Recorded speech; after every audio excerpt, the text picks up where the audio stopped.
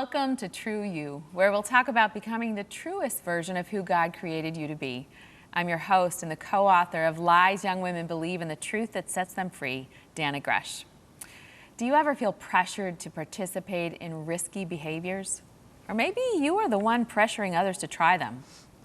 Almost 5,000 teens die every year from taking risks they should not. The most serious threats to your health and safety are preventable.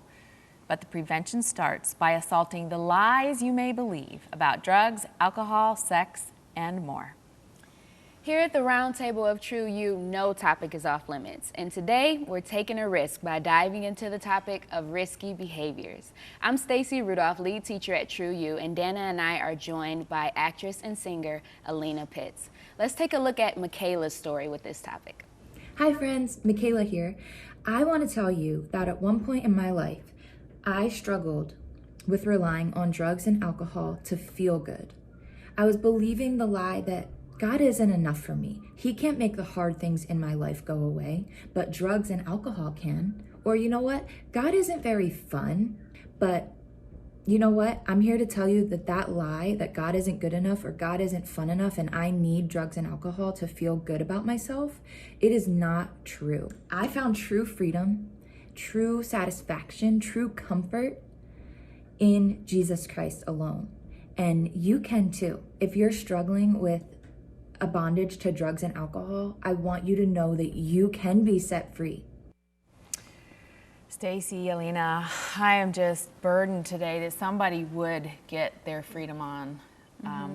Stacy, you've alluded in the program that you've struggled a little bit with some risks. Take us to one of those moments where you were making decisions, you look back, you wish you hadn't made. I think definitely in my early 20s, I kind of got wrapped up in drugs and alcohol for sure. And college definitely kind of started it, but it just continued after and just diving into things I wasn't supposed to be into, getting trapped in behaviors and addictions and stuff. Can you identify with what Michaela said about how she was believing the lie that God wasn't enough to control the pain, the hurt that she was feeling about certain things? Does that sound?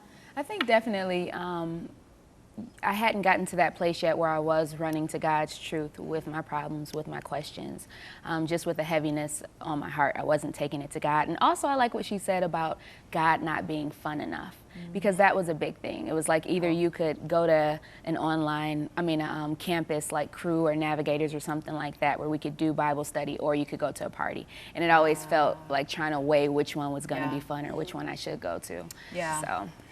Well, I live in a hometown of college, university, and there's a lot of that. Like, in fact, a lot of the ministries meet on Fridays and Saturday nights, and it just puts it like, here's the choice. Exactly, yeah. Do you feel that in high school, Alina? Do you feel some of that pressure sometimes that God isn't any fun? And I think so. I think that that's one of the biggest ways that I see God in a way. I think that a lot of the times I'm like, he's not fun, when really he's a God of fun. He created things that we enjoy. And there's a difference between fun and risky behaviors, I guess, too. Yeah.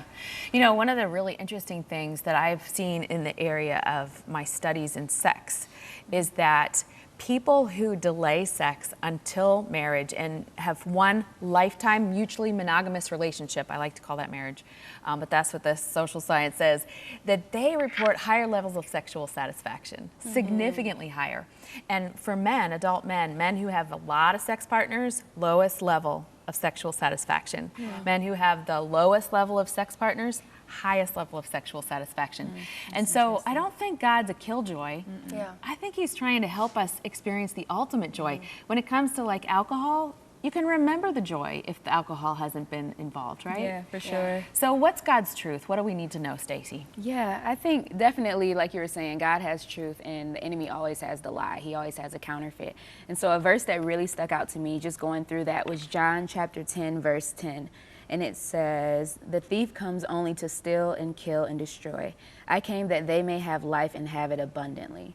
And that always really spoke to me because I was wrapped in all these things, I was doing all these things, and I had no joy.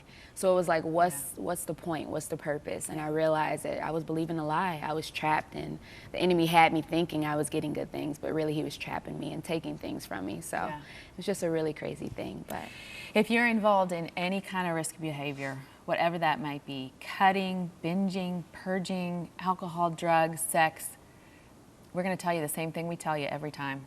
What is it? Tell someone. Just be honest. Tell them I'm struggling. This is a problem for me. I can't break free of this bondage. And just seek God's truth together. And do it for your future self. I always like to say that because you make decisions in the moment that are going to impact you, whether you believe it or not. So just be truly you, and your future self will thank you so much.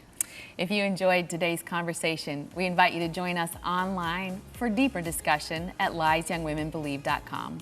We'd also love for you to send us your 1-minute video freedom story. Get all the details on our website.